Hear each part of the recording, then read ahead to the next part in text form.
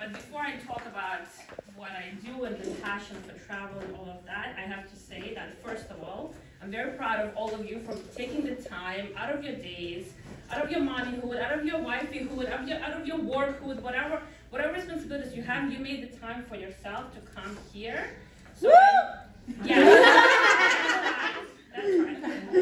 Because as women, and this is not going to be news, I'm just going to be rehashing what we all know, we just don't think about it every day. As women, we put ourselves last always. It's always kids, husbands, significant others, parents, work. And when we have 5 minutes of free time at the end of the day, we're like, great. Oh wait, let me do this laundry. That's our time to ourselves. And you know, like I didn't wake up one morning with this epiphany, like, oh, I need to take time for myself. No, I was pregnant with my second son during COVID on the couch. After I canceled all the trips and I did all the work that I've done for like a year before that, because I was in the business for about 5 years by this time and did a lot of custom work for families and honeymoons and planned all these custom amazing trips to Europe. And then COVID hit, so I had to do another about 6 months of work for free so I can refund all the money. That was a lot of fun. Then I got pregnant, because that's what happens during COVID. Thank you. So I was on the couch with a huge belly, rewatching my favorite Outlander show for like the 17th time. Kind of depressed, crying, hormonal, like all the feelings in the world. Paused the show, called my best friend, and I'm like, this is never gonna end. We'll never travel again. I'll never leave the house without a diaper bag, da da da da. So we made a pact that once the COVID is over and the baby's born and healthy and everything, a year after the baby is born, we'll go to Scotland and we'll see where they filmed the show. It was a pipe dream. We never thought it was going to happen, but we needed something during COVID to look forward to. That's what was driving us, you know. That we were talking about this every day, and in true fashion, to me, when we hung up, like I can't just like put it under the pillow. That idea. I immediately opened my computer. I'm like, Google, where did they film Outlander show? By the way, any of you are Outlander fans? Have any of you watched the show? No. Yeah, it's sort of. So now when you come home, you'll be the one Googling to see where they filmed the show. It's amazing. It's the most beautiful love story. It has 6 seasons. So, you know, warning, you'll get sucked in and you'll be watching till like 4 o'clock in the morning, which is what happened to Tatiana when I told her about the show. So we had this dream and I started, you know, it was COVID, there was not much travel-wise going on, but I needed something to do besides feeding my family and cleaning and being on the couch watching TV. So I started doing the research where, you know, I Googled where they filmed the show, and they filmed it all in Scotland. The first 2 seasons, they filmed it in Scotland, and in beautiful locations, beautiful castles and gardens and parks, and I started making a list of where, you know, I want to go. And I just happened, like as luck would have it, I just happened to have done a virtual conference. I do a lot of conferences when I go to Europe and actually meet with the tourism boards and the suppliers there, but it was COVID again, and we were doing virtual conference with the Scottish Tourism Board. So I got really inspired to put this trip together. I had no idea if I would ever make the trip. I just wanted, like I was so craving putting together an itinerary. So we put together an itinerary, and I called all my girlfriends, and I was like, we're going to Scotland. And everybody got really excited, and then everybody canceled and flaked out, because that's what happens when you have friends. You make plans, and then they cancel. Not everybody. Not everybody. Not everybody.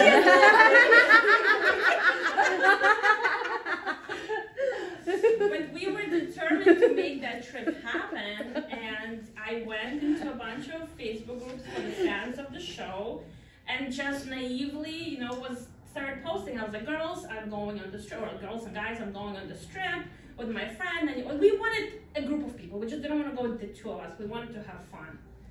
And little did I know, in 2 weeks, we sold 20 spots. And we're like, oh, we're onto something here. But we were not marketing this as a trip for women. We were just marketing it as a trip for fans.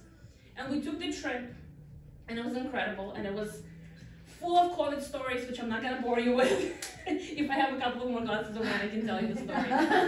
And we learned a lot, and we had an amazing time. And I realized in that moment, on that trip, throughout several days, how much women are craving the connection, how much women are craving the time for themselves, how much, especially after COVID, like we're also zoomed out and Facebooked out and all of that. We just want to do this, and that's why they came up with this idea. Like, let's paint whatever, we'll have some wine, it doesn't matter what we're painting, we'll have some sushi and we hang out and we'll just have a good time as women. And I came home from that trip, and I said, okay, great, I have 2 sons and a husband. I'm like, anything that my boys don't care to do, I'm gonna do it as a girls' trip. Honey, do you wanna cook in Italy? She's like, what? Forget it, I'm going with the girls. And the next trip we put together was foodie experience through the southern Puglia, southern region of Italy. And we cooked, and we tasted, and we had cheese tasting with appetizers and wine, followed by wine tasting with cheese and appetizers, and all of that. And so much food in southern Italy is incredible food trail, so you can just eat non-stop. And then we came home, and I was like, on that trip to Italy, which is, by the way, our gangbusters, like bestseller trip, I realized that maybe this crazy journey through pregnancy and COVID and losing all the clients and almost closing the business during COVID, because I didn't know if I'm going to survive, led me to this place where I actually feel now that maybe this is what I was meant to do. Because it's one thing, but I create an amazing itinerary, and this honeymoon couple goes to Rome, Venice, Florence. I talk a lot about Italy. I kind of feel like I'm Italian at heart, even though I'm from Ukraine. When I send other people on trips and they come back and they share their pictures and they tell me it was incredible, amazing, and I know I've changed their life at least for that week and they will have amazing memories. It's a whole different experience when I'm there with the group and I'm experiencing it with them, and I was like, why should my clients have all the fun? I want to have fun too. But by doing a couple of those trips, I realized how much I was craving that time away from my kids, that time away.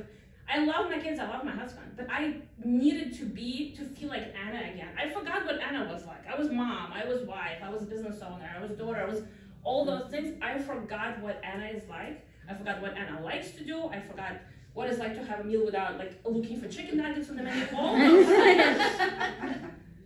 And when I was on my flight home on my last trip, now we've been doing this for 3 years, I felt like I remembered what Anna was like 20 years ago when Anna met Tanya in Spain and studied abroad.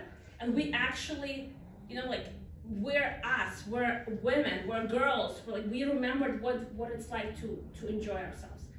And I have to tell you, there was no guilt. There was no guilt about being a bad mom or bad wife or bad anything, because I knew I would come back. I would come back a better wife, a better mom. I will be refreshed. I will be looking at my kids with fresh eyes, with fresh energy, and I would be better everything. So I realized in that selfish moment of I want to get out of the house without a diaper bag, that maybe this is what I was meant to be doing on this planet, or at least at this stage of my life.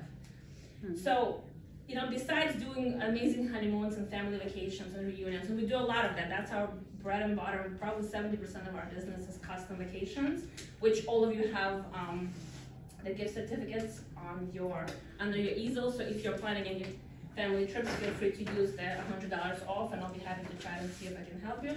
But really my passion is these women's trips, and we are doing 7 new women trips next year.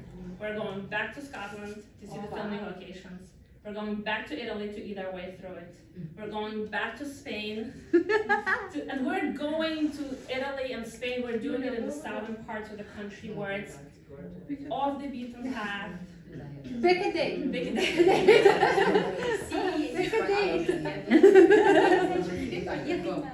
We're doing this off the beaten path because you can go to Rome and Venice and Florence on your own anytime, but you cannot have a beautiful picnic at sunset with a group of people. Oh my God. You cannot have a full dance party all of a sudden break out in the middle of dinner. You cannot do that with one friend. You need a group of women. And when I was last time in Spain, I will make it a little bit personal and political, if I may.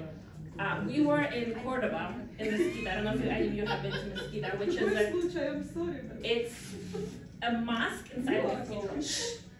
There was a mosque, and they built a cathedral around it.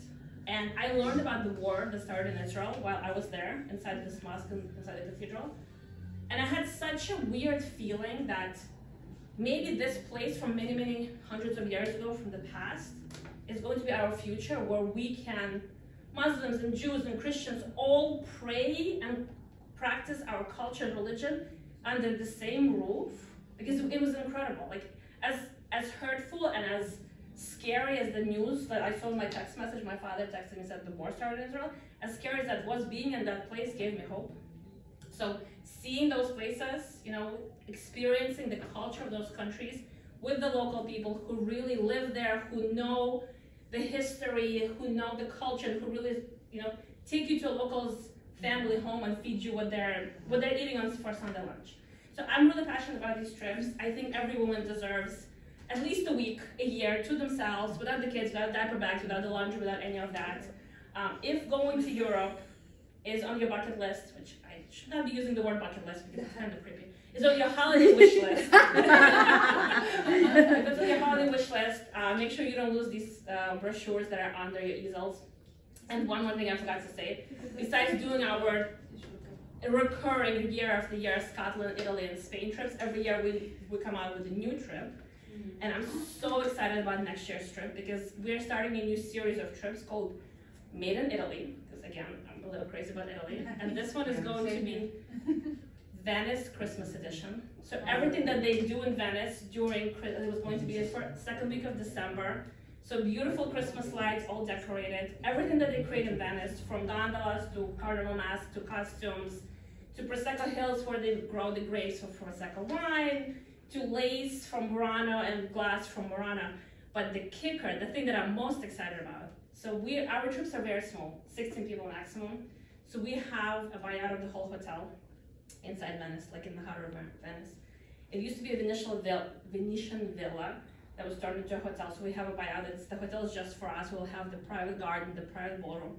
We'll have our own private carnival party. Ooh. With the costume rentals, with the hair and the makeup. So that's what I'm really excited. That's happening next year in December.